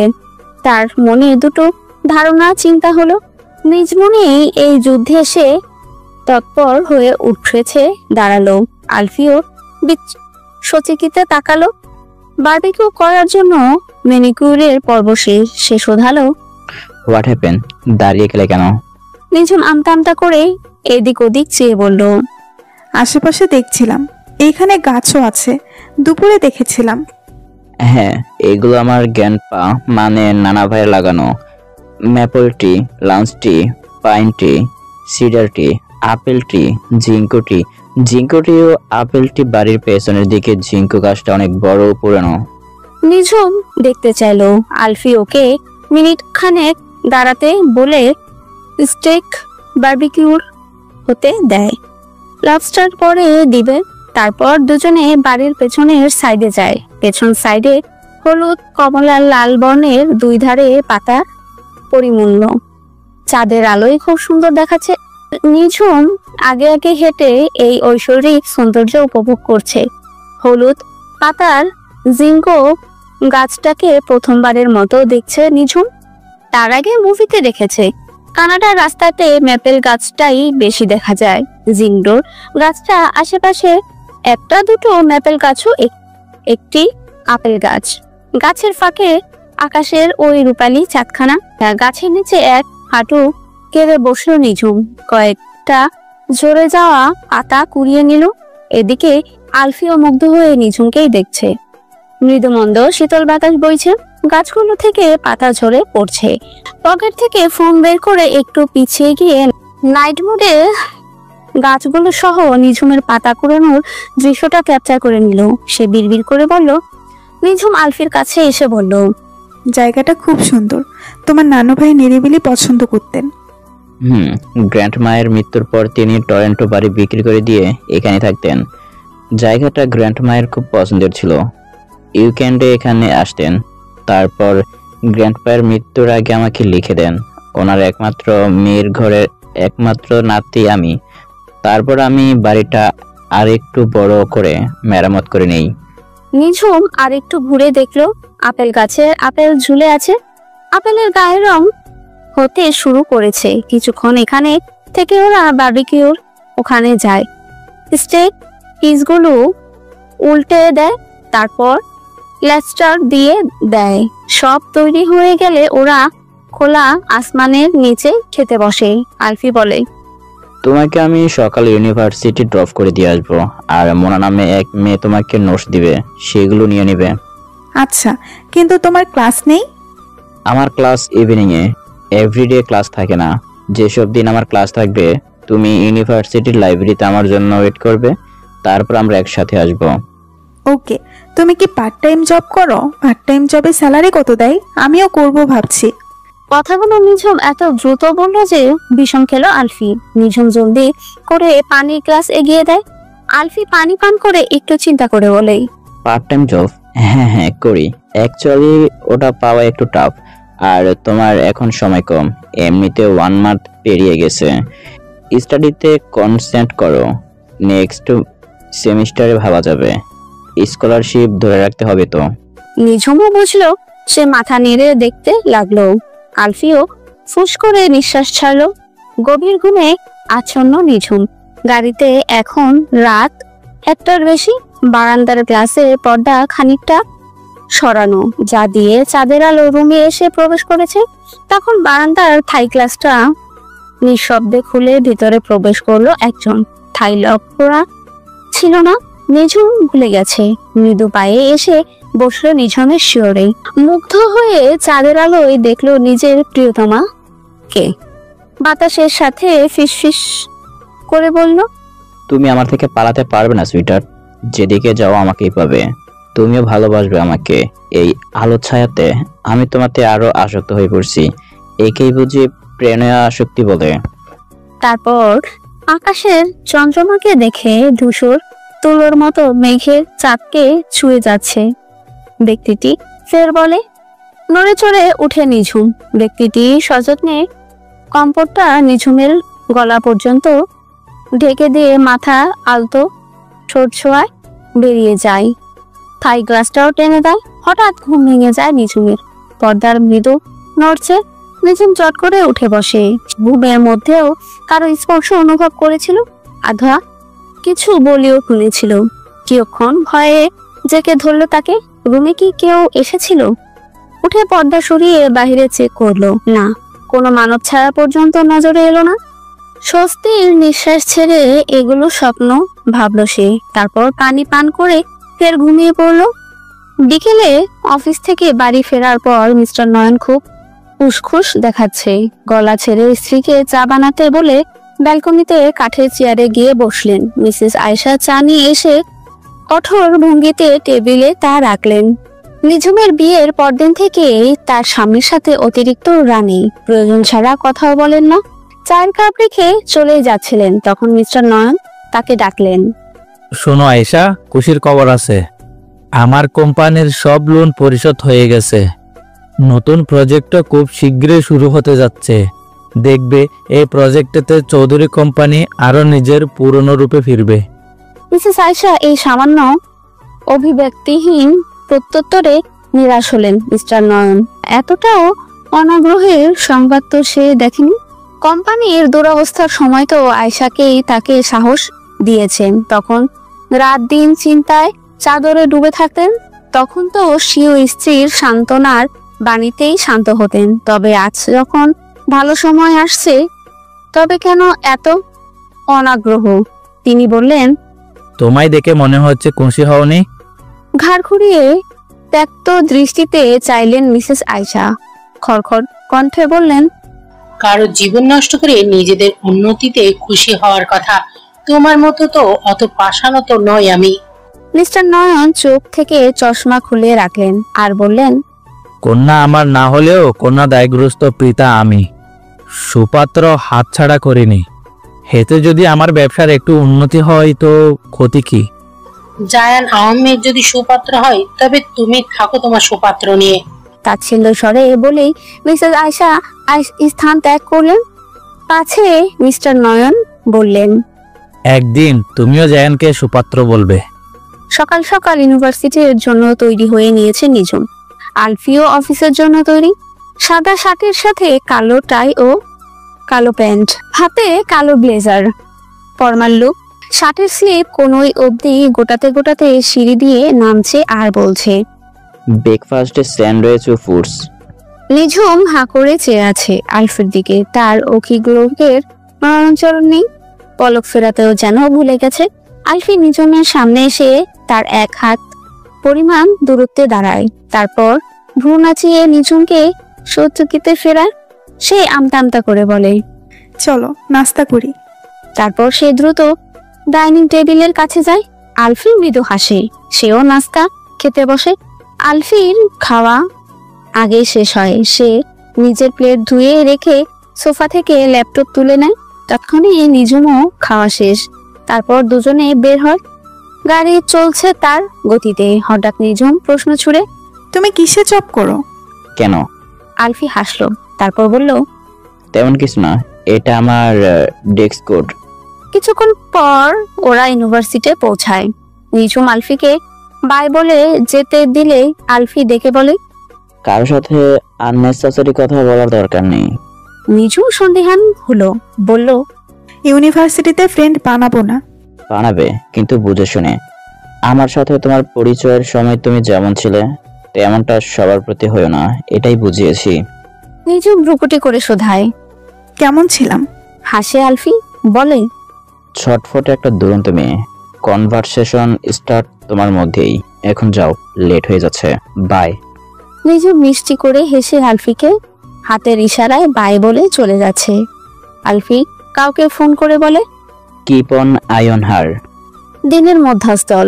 নিঝুম ক্যান্টিনে খাবার কিনে বসেছে। খাবারের চামচ নাড়তে নাড়তে ভাবছে, তার সাথে করে আনা টাকা দিয়ে বেশি দিন চলবে না। তারপর কিভাবে চলবে? আলফির বাড়িতে থাকছে বলে লিভিং কস্ট দিতে হচ্ছে না, কিন্তু একজনের বাড়িতে কতদিনই বা থাকা যায়? তার উপরে একটা ছেলের সাথে একই বাড়িতে। এখন পার্ট টাইম জবও তো সহজে পাওয়া যাবে না। নিঝুমের কাছে চাইতে হবে, কিন্তু ব্যাংকের মাধ্যমে টাকা পাঠালে যদি ওর বড় আব্বু জেনে যায়। ভেবেছিল ডিভোর্স হয়ে যাবে, তাহলে বড় আব্বু জানলেও সমস্যা নেই। কিন্তু এখন বড় আব্বু জানা মানে জায়ানও জানা। এত সব চিন্তা করতে করতে বেখেয়ালি খাচ্ছে। তখনই নিজের সামনে চেয়ারে কাউকে বসতে দেখলো। ব্যক্তিটিকে সে চেনে, আলফির বন্ধু আলেক্স। আলেক্সই প্রথম হাই নিঝুম বলে। নিঝুমও সৌজন্য উত্তর করে। আলেক্স বলে, নিঝুম, First day at the university. How do you feel? Good. Just good. You didn't make any friend? নিঝুম প্রত্যুত্তরে স্বল্প স্বরে বলে, নট ইয়েট। তৎক্ষণিক আলেক্স প্রস্তাব দিল। Could you be friends? ইতস্ত করছে নিঝুম, কিন্তু আলেক্স সেসবে পাত্তা না দিয়ে হুট করে নিঝুমের হাতের সাথে হাত মিলিয়ে বলল, ফ্রেন্ডস। অপ্রস্তুত হাসলো নিঝুম। অ্যালেক্স বলল, I hear you are married. ভরকালো নিঝুম বলল, how do you know? Alfie told me this. আলফির কথা শুনে নিঝুম নিভল। আলফিটা সবার কাছে ওকে বিবাহিত বলে পরিচয় করাচ্ছে কেন? আর সে বারবার তার বিয়েটা টপিকটাই নিয়েই বললে। নিঝুম আর আলেক্সের কৃত্রিম হাসি দিয়ে চটজলদি খেতে থাকে। তারপর ক্লাসের বাহানায় উঠে যায়। বিকেল ইউনিভার্সিটির গেটে আলফির জন্য অপেক্ষা করছে নিঝুম। আলফি বলেছে সে প্রায় চলে এসেছে। মিনিট কয়েক পর আলফির গাড়ি থামে। নিঝুম গাড়িতে উঠে বসে। গাড়ি চলছে, সেই সাথে পরিবেশও নীরবতা। আলফি বলে, কেমন কাটলো দিন? ভালো। নিঝুমের সংক্ষিপ্ত জবাবে আলফি হালকা পাশ ফিরে দেখলো। নিঝুম সিটে গা এলিয়ে বাইরের দিকে তাকিয়ে আছে। আলফি শুধালো, মন খারাপ? নিঝুম এবার সোজা হয়ে বসলো। কাটকাট স্বরে প্রশ্ন ছুড়ল, তুমি অ্যালেক্সকে বলেছো আমি ম্যারিড? কথাটাও বলার ধরন ভালো লাগলো না আলফি। সে গাড়ি থামালো। খোলা মাঠ, সকল বয়স্ক মানুষ এখানে হাঁটাহাঁটি করছে, বাচ্চারাও খেলছে। আলফি গাড়ি থেকে নেমে তারপর নিঝুম সাইডের দরজা খুলে নামতে বলে। নিঝুম বুঝলো না হঠাৎ কেন গাড়ি থামালো। নিঝুম গাড়ি থেকে নেমে আসলে ওরা পার্কের ভেতরে যায়। হাঁটতে হাঁটতে আলফি বলে, অ্যালেক্স একটু অন্যরকম, যাকে বলে প্লে বয়। ও এই পর্যন্ত অনেক মেয়ের সাথে রিলেশনে গেছে, বলতে পারো এটা ওর হবি। রিসেন্ট যার সাথে রিলেশনে আছে সেই মেয়েটা খুব ভালো, ও ওকে অনেক আগে থেকে পছন্দ করত, কিন্তু অ্যালেক্স বলছে ওর সাথেও ব্রেকআপ করে ফেলবে। হতে পারে ও তোমার প্রতি ইন্টারেস্ট, তাই বলে রাখলাম যাতে তোমাকে ডিস্টার্ব না করে। ও, আমি অ্যালেক্সের সাথে কোনো সম্পর্ক জড়াবার কোনো ইন্টারেস্ট নেই, তাও সে এসে ফ্রেন্ডশিপ করতে চাইলো। ওর শুরুটা এমনই, তুমি ওর সাথে বেশি কথা বলো না। তারপর ওরা পার্কের একটা বেঞ্চে বসলো। সামনে বাচ্চারা ফেনা বেলুন উড়িয়ে খেলছে। নিঝুম মুগ্ধ হয়ে সেসব দেখছে। পার্কের প্রতিটা কোণে প্রকৃতি শরতের ছোঁয়া। মৃদুমন্দ শীতল বাতাস বইছে। আকাশ পরিষ্কার, তুলোর মতো পিক উড়ে বেড়াচ্ছে। নিঝুম বলল, এত সুন্দর ওয়েদারে চা হলে বেশ হতো। আলফি কথাটা শুনে উঠে গেল। কিছুক্ষণ পর 2 কাপ কফি নিয়ে হাজির হলো। কফি হবে, চা হবে না। নিঝুম মুচকি এসে কফির কাপটা নিল। তারপর দুজনে একসাথে বসে পার্কের পরিবেশ উপভোগ করতে লাগলো। কিছুদিন পেরিয়ে গেল এভাবেই। নিঝুম পড়াশোনা নিয়ে ব্যস্ত। নিঝুমকে বলে রেখেছিল জায়ানের একটি ছবি তাকে কালেক্ট করে দিতে। জায়ানের কোনো মুখ দেখানো ছবি অনলাইনে নেই। চোখে কালো গ্লাস ও মুখে মাস্ক সহ ছবি সব। নির্ঝুম বলেছে পেলে তাকে দেখাবে। আজ নিঝুমের ইউনিভার্সিটিতে ছুটির দিন। আলফিকে অফিসে যেতে হয়েছে। নিঝুম বাড়িতে একাই। কিছুক্ষণ পরে নিঝুম বাড়ির পেছনে চলে যায়। আলফি বলেছে সে অনলাইনে খাবার অর্ডার করে পাঠিয়ে দেবে, কারণ নিঝুম খুব একটা রান্না পারে না, তাই অলস সময় কাটাতে বাড়ির পেছনে এসেছে। জায়গাটা সে দিনের আলোতে আজকেই দেখেছে। দিনের আলোয় খুব সুন্দর লাগছে। গতকাল রাতে বৃষ্টি হয়েছে, যার দরুন গাছের পাতাতে এখনো পানি লেগে আছে। নিঝুম বৃষ্টি সিক্ত কমলা বর্ণের ম্যাপেল পাতার ছবি তুলছে। আপেল গাছের আপেলগুলোতেও রং হয়েছে। ইচ্ছে করলো একটা গাছ থেকে পেড়ে খেতে, তাই করলো সে। আপেলের স্বাদটাও খুব মিষ্টি। এখন মেন গেটে বেল শুনতে পারলো।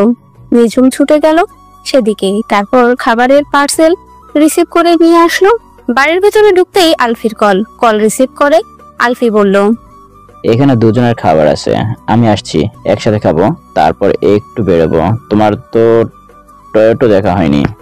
নিঝুম সানথে রাজি হয়ে সাই দিয়ে ফোন কাটে। এদিকে বাড়ির ভেতরে আসতেই নেট কানেক্ট হয়েছে। নির্জনের মেসেজও এসেছে। নির্জন বলেছে, আজকেই জায়ানের ছবি পাওয়া যাবে, একজনকে বলেছে, একটু সময় লাগবে। নিঝুম অধীর হয়ে অপেক্ষা করছে। যার সাথে তার বিয়ে হলো তাকে সে আজকে প্রথম দেখবে। আলফি এলো কিছুক্ষণ পর। তারপর একসাথে দুপুরের খাবার খেলো ওরা।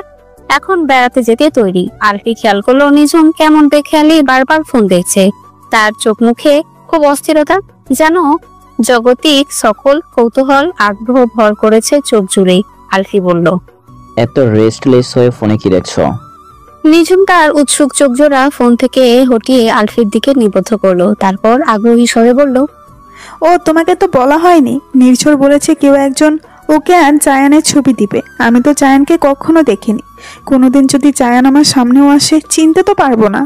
আলফি তপ্ত নিঃশ্বাস ছাড়লো, তারপর গাড়িতে বসার ইশারা করলো। গাড়ি ছুটে চলছে একটি বিচসহ পার্কে, মুনিস বে পার্ক। এটি ব্রিটো নদীর তীরবর্তী। গাড়ির স্টিয়ারিং এ হাত স্থির রাখলেও মনোযোগ তার স্থির না। নিঝুমের আগ্রহ আকাশচুম্বী।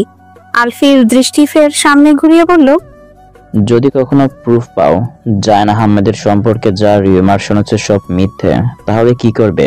মেনে নেবে ওকে? থামকালো নিঝুম। এতক্ষণে জায়ানের ছবি দেখার আগ্রহে ভাটা পড়লো। ঠিকই তো, যদি জায়ান আহমেদ সম্পর্ক সে ভুল বুঝে থাকে তবে আমি তো তার। কিন্তু মনের মাঝে এই ভাবনা খানিকের বেশি টিকতে দিল না। ব্যগ্র কণ্ঠে বলল, প্রমাণ তো হয়নি, তাহলে এই কথা উঠছে কেন? প্রমাণ হতে কতক্ষণ? যে এলিগেশনস এনেছিল সে কোনো অর্ডিনারি কেউ না। 5 বছর আগে অ্যানুয়াল বিজনেসে ওয়ার্ল্ড জিতেছিল। বিজনেস ওয়ার্ল্ডের বিজনেসদের ক্রাশ তিনি, ইভেন এখনো। নিঝুমের মনের ভিতরে আশঙ্কা হচ্ছে। আলফির চেহারা ভালোভাবে দেখলো। ছেলেটা জায়ান আহমেদ সম্পর্কে এমন ভাবে কথা বললো যেন খুব পরিচিত। কিন্তু ছেলেটা কি বোঝে না নিঝুমের এসব শুনতে চায় না? তার মনে যে আলফির জন্য অনুভূতি সমারণ। আকস্মিকভাবে বিয়েটা না হতো তবে তো আলফিকে এই মনের অবাক্ত কথাগুলো ব্যক্ত করত। হতাশ নিঃশ্বাস ছেড়ে জানালার দিকে বাইরে দৃষ্টি নিবেশ করলো। মুনিস বে পার্কে পৌঁছচ্ছে ওরা। নদীর তীরবর্তী ও গাছপালায় প্রকৃতি স্বরূপের পরিপূর্ণ। আদরের অতুর ও শীতল হাওয়া। হৃদয় নদীর বুক থেকে যেন শীতল হাওয়া ধুয়ে এসে শরীরে মৃদু কাঁপন ধরায়। আলাদা হাঁটছে ওরা। আলফি কয়েক হাত সামনে আগে আগে হাঁটছে, নিঝুম পিছন পিছন। যেন হুট করে দুজনের মাঝে তাল ছুটে গেছে। পার্কে আরো অনেকেই আছে, কেউ কেউ সাইকেলিংও করছে। কাপল হিসেবেও বসা অনেকে, একটা ফ্রেন্ডদের নিয়ে পিকনিক স্পট হিসেবেও পরিচিত। নদীর শীতল পানিতে হাত ডুবানো নিঝুম। তড়িৎ নিঝুমের ফোনে নোটিফিকেশন আসলো, নির্জন ছবি পাঠিয়েছে। অস্থিরতা জেঁকে ধরলো নিঝুমকে। বুকের মাঝে ডিপ ডিপ শব্দকে স্পষ্ট শুনতে পাচ্ছে। কয়েকবার বড় করে শ্বাস প্রশ্বাস ছেড়ে আলফির দিকে তাকালো। ছেলেটার তার থেকে কিছুটা দূরে পকেটে হাত গুজে নদীর সম্মুখী মুখ করে দূরে কোথাও তাকিয়ে আছে। নির্জনের মেসেজ দেখলো। ছবিটা লোড হয়ে ফোনের স্ক্রিনে ভাসতেই চমকে গেল। কয়েক সেকেন্ড বিনীত হয়ে ছবিটার দিকে চেয়ে রইল, তারপর আলফির দিকে চাইলো। কোনো নরণচরণ দেখা গেল না তার। নিঝুম হতাশ স্বরে বলল, ছবি তো দিল কিন্তু অস্পষ্ট ছবি। কানে ফোন নিয়ে কথা বলেছে, এক সাইড কোনো মতে বোঝা যায়। এটা দিলেও কি না দিলেও কি? তরির দিকে পাশ ফিরল আলফি। অবিশ্বাস্য নজরে নিঝুমের হতাশায় মূর্ছিত মুখখানা দেখলো। গত পরশু সে টর্নেটো গিয়েছিল একটা গুরুত্বপূর্ণ মিটিং এর জন্য। সকালে গিয়ে বিকেলেই ফিরেছে। এই মিটিংটা ইউকেতে হওয়ার কথা ছিল, কিন্তু নিঝুমকে একা ফেলে যেতে পারবে না। নিঝুম এখানে এসেছে গুনে গুনে আজ 7টা দিন। সেই মিটিং শেষে বেরিয়ে গাড়িতে ওঠার সময় ফোনে কথা বলছিল। মাস্ক নামানো ছিল, সানগ্লাসটাও খুলে আর এক হাতে ধরা। এক লোক তার সাইড ছবি তুলেছে। লোকটাকে ধরতে পারেনি, এমনকি তার মুখটাও দেখতে পারেনি। সে ব্যক্তি তবে নির্জনের কাছে ছবির সোর্স। হ্যাঁ, সেই জায়ান আহমেদ আলফি। নিজের স্বাভাবিক জীবনে যেন কোনো হেরফের না হয়, তাই সে বিজনেস ওয়ার্ল্ডের বাইরে কাউকেই জায়ান বলে পরিচয় দেয় না। খুব তো বেশি সময় হয়নি তার এই বিজনেস ওয়ার্ল্ডে। বাবার জোরাজুরিতেই কে এই বিজনেস জগতে এসেছে। ইউনিভার্সিটি অফ আটোয়া থেকে আরো 5 বছর আগে বায়োকেমিস্ট্রি গ্র্যাজুয়েশন করেছে। ইউকে যেতেই বাবার আকস্মিক হার্ট অ্যাটাকের মুখোমুখি হয়। তারপর নিউ ইয়র্কের স্বনামধন্য এক ইউনিভার্সিটিতে মাস্টার্স MBA ভর্তি হয়। ছোট থেকেই বাবাকে দেখতে দেখতেই অনেক কিছুই সে বোঝে। তার দাদার শুরু করা বিজনেসটাকে তার বাবা এতকাল সামলেছে। তাদের দেখে শিখেছে অনেক, কিন্তু নিজে কখনোই পাকাপোক্তভাবে বিজনেস সামলাতে তেমন আগ্রহী ছিল না। কিন্তু বাবার অসুস্থতায় এত বড় বিজনেস তো ভাসিয়ে দিতে পারে না। তখন থেকে সে চেহারা লুকিয়ে শুরু করে এই পথ চলা। নিজের বুদ্ধিমত্তায় আরো শক্ত খুঁটি গড়ে তুলেছে বিজনেস জগৎটাতে। অতীতের খানিক রোমাঞ্চকর করে কিঞ্চিত স্বস্তির নিঃশ্বাস ছাড়ল সে। এগিয়ে গেল নিঝুমের কাছে, বলল, ক্যানোয়িং করবে? নিঝুম মাথা নিচু করে তাকালো, পলক ঝাপটালো কয়েকবার। আলফি ওর হাত ধরে টেনে তুললো। উত্তরের অপেক্ষা না করে একটা নৌকা ঠিক করলো। তারপর নিঝুমকে সাবধানে উঠিয়ে নিজে উঠলো। নিঝুম দেখলো আলফির চোখে অদৃশ্য অধিকারবোধ। এই অধিকারবোধে কিসের তার? প্রথম দিন আটোয়াতে আলফির বাড়িতে আসার পরে আলফি বলেছিল, রাইট, না হলে তুমি এখানে আসতে না। নিঝুম তাকালো আলফির পিঠের দিকে। দুজনেই মিলে ক্যাটওয়াক নামই নৌকাতে চললো। অতঃপর অনির্দিষ্ট গন্তব্যের মতো চলতে লাগলো। বিকেলটা রিবো নদীর বুকে ক্যানোয়িং করেই কাটালো তারা। সময়টাও উপভোগ করলো দুজনে। দুজনের মনের খবর জানে না। প্রকৃতিতে গোধূলি, দুজন একটাই মনোরম প্রিয় প্রহরে গোধূলি বেলায় উপভোগ করছে। ওরা নৌকাটা নিয়ে ফিরে আসলো সূর্য অস্তমিত হওয়ার প্রান্তে। আস্তে আস্তে নদীর গর্ভে যেন তলিয়ে যাচ্ছে। নিঝুম ও আলফি সেই দিকেই দেখছে। একজনের দৃষ্টি স্থির তো আরেকজনের চঞ্চল। নিঝুম চঞ্চল চিত্তে এই গোধূলির আলোয় আলফির দিকে এক পলকে চাইল। আলফিও এক পাশে ফর্সা কোচা কোচা দাড়িযুক্ত গালে। পরন্ত বিকেলে সূর্যের শেষ আলো এসে পড়েছে কপালের উপর। অবিন্যস্ত কিংসক বাদামি ও কালোর মিশ্রণের চুলগুলো চিকচিক করছে। সেকেন্ড দুই পেরোতেই দৃষ্টি আবার সম্মুখে অস্তমিত রবির দিকে নজর ঘোরালো। মনের মাঝে দমানো সে স্পষ্ট শুনতে পেল তার মনে বলছে, তোমার পাশে দাঁড়ানো যুবকটিকে তুমি ভালোবাসো। এই যে রক্তিম শরতের গোধূলি, সময়টা প্রিয় মানুষের সাথে উপভোগের, তুমি তাকে সম্পূর্ণ না জেনেই ভালোবাসো। দুজনের হাতের সাথে হাত সামান্য স্পর্শ করলো তারা দুজন দুজনার দিকে। সূর্য আজকের মতো বিদায় জানিয়েছে পশ্চিম দিগন্ত দিয়ে। পাখিদের কিচিরমিচির ঘরে ফেরার লক্ষ্য ওদেরও তো ফিরতে হবে। আজকের বিকেলটাতে কিছু মিশ্র অনুভূতি সাক্ষী ওরা। গভীর রাত, সনসন বাতাস বইছে।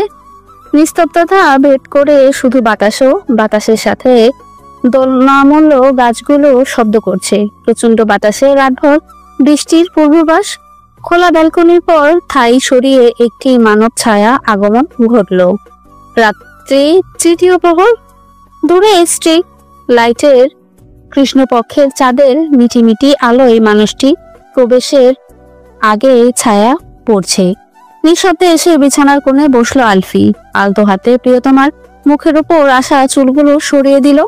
বারান্দার ঠাই খোলাতে হুড়হুড় করে শীতল বাতাস ঘরময় ছেয়ে গেছে।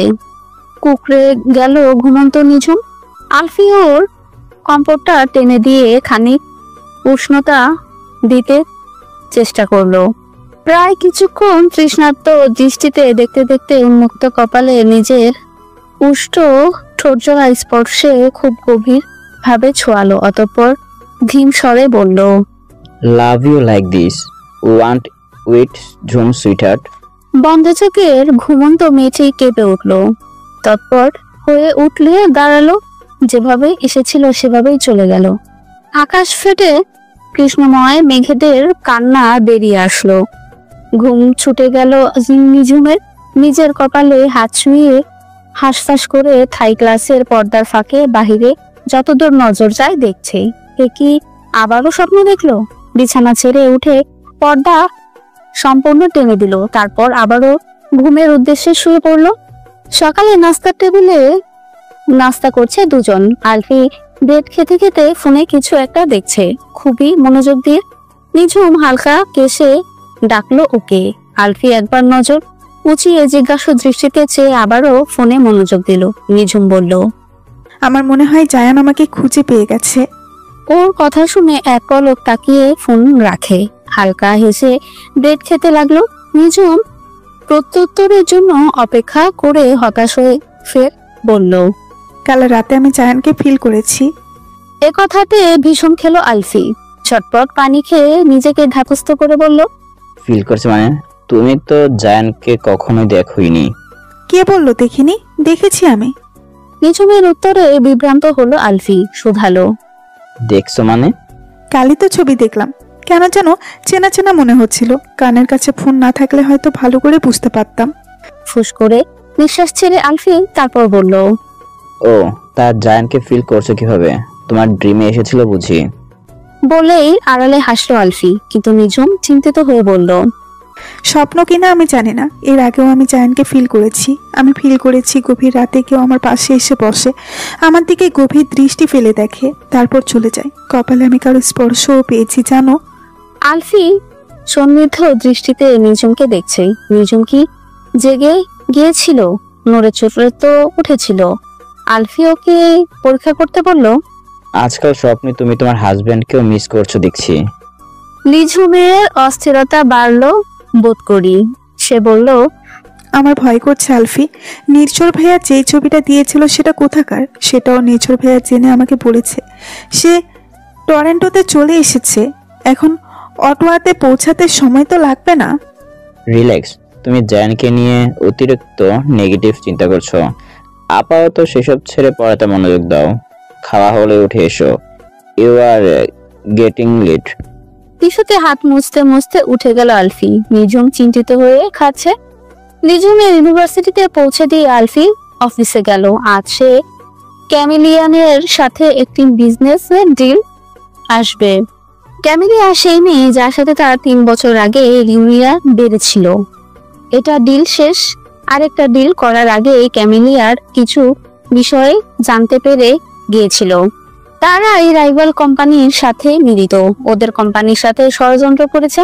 তাই আলফি ক্যামিলিয়াকে ডেকে বলেছিল সে আর কোনো নতুন ডিলে যাবে না, কিন্তু ক্যামিলিয়া সেটা মানতে পারেনি। দুজনের মধ্যে আরেক বাকবিতণ্ড হয়। শেষবারের মতো ক্যামিলিয়া হার মেনে চলে গেলেও সে হার মানেনি। আলফিকে ধ্বংস করার জন্য ছক কষেছে। নারীর মনের কুটিল ষড়যন্ত্র সে ধরতে পারেনি। প্রথম ডিল সাকসেস হওয়ার পার্টিতেই সুযোগটা নেয় ক্যামিলিয়া। আলফি হালকা পাতলা ড্রিঙ্ক করে, তাও শুধু ওয়াইন টাইপ। নিউ ইয়র্কে এক নাইট ক্লাবে সবাই মিলে নাচে গানে এনজয় করেছিল। আলফি এক জায়গায় বসেছিল ওয়াইনের গ্লাস নিয়ে। তখন ক্যামিলিয়া ওর পাশে এসে দাঁড়িয়ে জায়ানের ওয়াইনের গ্লাসে কিছু একটা মেশায়। হতাশ নিঃশ্বাস ছাড়লো আলফি। সেদিনই তার অ্যাসিস্ট্যান্ট যদি তাকে না বাঁচাতো তবে হয়তো ক্যামিলিয়া সফল হয়ে যেত। আজকে আবার ক্যামিলিয়ার কোম্পানির সাথে নতুন ডিল করছে, এটা উদ্দেশ্য নিয়ে। নিঝুম ক্লাসে বসে মনোযোগ দিয়ে ক্লাস করছে। পাশে বসা মোনা ও নোয়া নামের তার নতুন বান্ধবী। তখন নিঝুমের ফোনে নোটিফিকেশন এলো। ক্লাসের সময়টা সে ফোন সাইলেন্ট করে রাখে, তবে স্ক্রিনে মেসেজ ভেসে উঠেছে। ভ্রু কুঁচকালো। আননোন নাম্বার থেকে মেসেজ, বলছে ক্লাসের পর ক্যান্টিনে যেতে। নিঝুম মেসেজটা ওপেন করলো। মেসেজের শেষে অ্যালেক্স নাম। নিঝুম বুঝতে পারলো না হঠাৎই অ্যালেক্স কেন তাকে ক্যান্টিনে যেতে বলছে, আর তার নাম্বারই বা কোথায় পেয়েছে। নিঝুম ধিমি স্বরে মোনাকে শুধালো, how did Alex get my number? I didn't give anyone my number except you and Noah. Mona ইশারায় বলল সে দেয়নি। পাশ থেকে নোয়া দাঁত বের করে হেসে জানালো সে দিয়েছে। অ্যালেক্স নাকি তাকে বলেছিল খুব দরকারি কথা আছে নিঝুমের সাথে। নিঝুম হতাশ হলো। এর আগেও অ্যালেক্স তার থেকে ফোন নাম্বার চেয়েছিল, কিন্তু সে দেয়নি। ক্লাস শেষে ক্যান্টিনে যেতেই অ্যালেক্সের দেখা পায়। অ্যালেক্স এক প্রকার ছুটে এসে এক্সাইটেড মনোভাব নিয়ে নিঝুমের হাত ধরে। নিঝুম চমকে উঠে হাত ছাড়িয়ে নিয়ে কাটকাট কণ্ঠে বলে, what happened? Relax, come with me. তারপর ওরা বসে। বসার পর অ্যালেক্স বলে, you are not married. What? Yes, I find out that Alfie lied to me that day, and your reaction was also surprised after hearing that is don't even have your wedding ring. বলেই Alex ওর হাতের দিকে ইশারা করলো। নিঝুম মাথায় হাত দিয়ে বসলো। আলফি ঠিকই বলেছে, এই অ্যালেক্স মোটেও সুবিধার না। তার সাথে ফ্লার্টিং করার একটা সুযোগও সে মিস করে না। সে বিরক্তি ভরা কণ্ঠে বলল, please Alex, what ever I married or not, the truth is I am not interested in you and I am not going to leave you any explanation about my marriage. নিভে গেল Alex. আবার কিছু বলতে চাইলে তার আগেই নিঝুম বলে উঠল, ক্যামিলিয়া এসেছে আলফির অফিসে। আলফি অফিসের রুমে দুজন মুখোমুখি টেবিলে দুপাশে বসা। ক্যামিলিয়ার চোখে মুখে জয়ী ভাব, এক আত্ম অহংকার। ক্যামিলিয়া তার স্বভাবসুলভ হাসি হেসে বলল, It's been long and we meet again. You are more handsome than ever. হাসলো আলফি, তারপর বলল, thanks for your compliment. I think you should discuss about our you deal. Camellia দমে গেল কিছুটা। সে ভেবেছিল এত বছর পর যেহেতু জায়ান আবারও ওর সাথে কাজ করতে চাইছে, তার মানে জায়ান ওর প্রতি ইন্টারেস্টেড। ডিল ফাইনাল করলো আলফি। দাঁড়িয়ে হাত বাড়ালো ক্যামিলিয়ার দিকে। সবটাই ফর্মাল। ক্যামিলিয়া বুঝতে পারছে না জায়ান চাইছে কি, নাকি প্রথমে একটু ভাব নিচ্ছে, কিন্তু সে খুনাক্ষরেও অপর পাশের ব্যক্তির উদ্দেশ্য বুঝতে পারলো না। ক্যামিলিয়া চলে যাবার পর আলফি টেবিলে দুই হাতের কোণে ঠেকিয়ে হস্তদ্বয় মুঠোবন্দি করে রহস্য হাসল। তখন আলফির পার্সোনাল অ্যাসিস্ট্যান্ট এসে বলল, স্যার, মিস ক্যালেরিয়ার অ্যাক্টিভিটিতে আমরা নজর রাখছি। রাখো, এই ডিল তেমন বড় কিছু না। আমার কোম্পানির জন্য জাস্ট সত্যিটা দুনিয়ার সামনে আনার জন্যই এই ডিল। Yes sir. তারপর অ্যাসিস্ট্যান্ট চলে যায়। আলফি অফিস থেকে বেরিয়ে পড়ে। অমাবস্যা পেরিয়ে পূর্ণিমা আসার দ্বার প্রান্তে। আলফির বাবা মা কাল রাতে আটোয়াতে এসেছেন, থাকবেন এখানে 2-3 সপ্তাহ। ওনারা আসার পর থেকে নিঝুম প্রথমে গাঢ় হয়ে থাকলেও আলফির মা মিসেস আর্লিন খুব মিশুকে প্রকৃতির। ছুটির দিন আজ। নিঝুমের ইউনিভার্সিটি বন্ধ। ঘুম থেকে উঠে নিঝুম মিসেস আর্লিনের সাথে রান্নাঘরে গল্প করছে। কথায় কথায় নিঝুম বলে, aunty, what do you guys live in New York for most of the time? I mean, here is a beautiful house. Aunty, আপনারা বেশিরভাগ সময় নিউ ইয়র্কে কেন থাকেন? আমি বলতে চাচ্ছি এখানে এত সুন্দর একটা বাড়ি আছে, সাথে তাছাড়া আলফিও এখানে থাকে। মিসেস আর্লিন মুচকি হেসে বললেন, oh dear, actually I was love to live with my in-laws. They were so lovely, specially my mom. When I was 17, my mom had it. Then I went to New York to study in New York. I met with Junaid and his family. They always treat me good. Oh, প্রিয়, আসলে আমি আমার শ্বশুর শাশুড়ির সাথে থাকতে ভালোবাসতাম। ওনারা খুব ভালো ছিলেন, বিশেষ করে মা। আমি যখন 17 বছরের, তখন আমার মা মারা যান। তারপর আমি নিউ ইয়র্কে আসি পড়ালেখার জন্য। সেখানে জুনায়েদ ও তার পরিবারের সাথে দেখা হয়। ওনারা আমাকে খুব ভালোবাসতেন। তারপর চুলা বন্ধ করে হাঁড়িটা নামিয়ে বললেন, আলফিও তার দাদাদের খুব প্রিয় ছিল। আলফি অটোয়াতে আসুক সেটা ওনারা চাননি, কিন্তু Alfie was so stubborn the time 7 years ago they lets us. কিন্তু আমরা এখনো নিউ ইয়র্কেই থাকতে স্বচ্ছানন্দ বোধ করি। মিসেস আর্লিনের মুখে এত সুন্দর বাংলা শুনে নিঝুম অবাক হয়। তা দেখে মিসেস আর্লিন হেসে ফেললেন, বললেন, মা ও জুনায়েদ আমাকে বাংলা শিখিয়েছেন।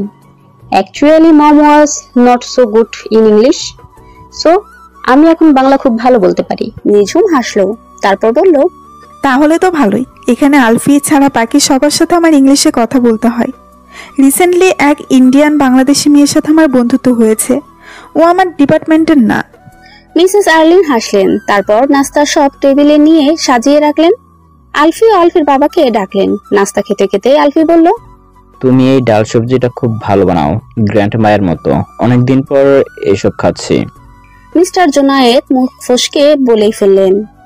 আলফি কেসে উঠল। মিসেস আর্লির ছেলের দিকে পানি গ্লাস এগিয়ে দিয়ে স্বামীকে চোখের ইশারায় শাসাচ্ছেন। নিঝুম মলিন মুখে খাচ্ছে। সে অত শত ভাবেনি। সে ভাবছে হুট করে তার জীবনে এই বিয়েটা না আসলে সে হয়তো আলফির বউ হতো। আলফির মাকে তার খুব পছন্দ হয়েছে। এদিকে এতদিনে হয়ে গেল 3 সপ্তাহ। জায়ান কি সত্যি তার খোঁজ পায়নি? প্রায় রাতেই সে ঘুমের ঘরে জায়ানকে নিয়ে স্বপ্ন দেখে।